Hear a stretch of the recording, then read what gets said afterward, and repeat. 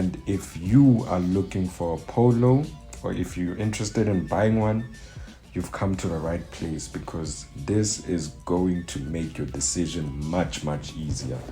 Today we have the 2024 Polo 1 liter TSI. Yes, this is a South African favorite, and there's a reason why it's a South African favorite. It's a stunning car, especially what you get for the price. So this Polo right here is starting from only 366,000 rand, and for a base model, I must say I'm quite impressed, because you get quite a lot of decent features on the poverty spec. So this car comes with 15-inch alloy wheels, which is way better than getting the steel wheels with the cap, and that's what you get on the base model. So on the life model you get 15-inch alloy wheels, which is pretty good, and this car has a power of 70 kilowatts and 175 newton meters of torque. Fuel consumption is also pretty good. It will do 5.3 liters to the 100, which is very good, and the car has a 40-liter fuel tank. So when I'm numbering my numbers, that's about 900 rand for a full tank, which is great value for money. 0 to 100 on this Polo is 10.8 seconds, which is also not bad for a car in this segment. It looks great. I mean, it's turning heads everywhere you are going. No matter what, no matter where you're going, it will definitely turn heads, and everyone wants a Polo. I just really love how the back of this car looks. I love the whole car overall. The back, the designers went crazy, so shout out to them. They really did the most on this car.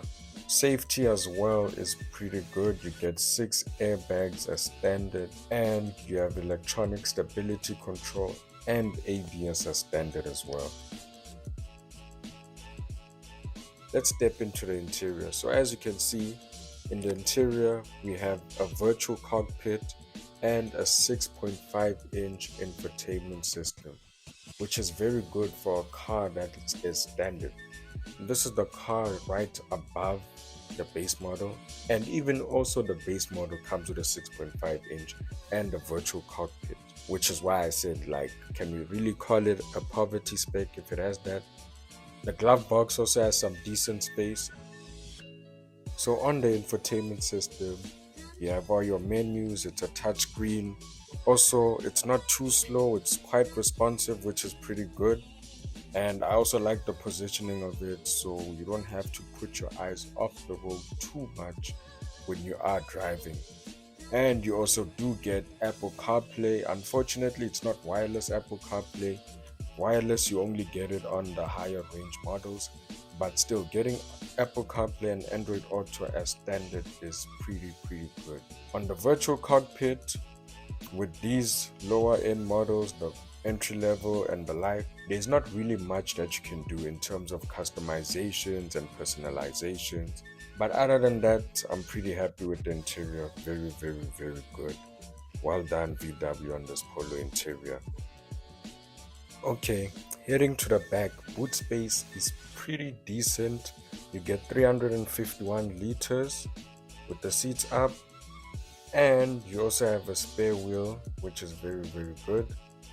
And with the seats down, you get 1,125 liters. So the boot is pretty good for a car in this segment.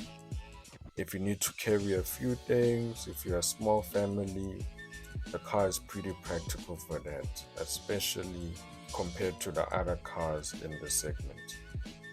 I love the back tail lights. I love the creases, the lines, the way the car is just designed. You can really see that it's a newer model. You can really see it has a fresh look about it, and it's not too funky. It's nice, but it's enough. I think VW just knows that the Polo and the badge does it all. So well done.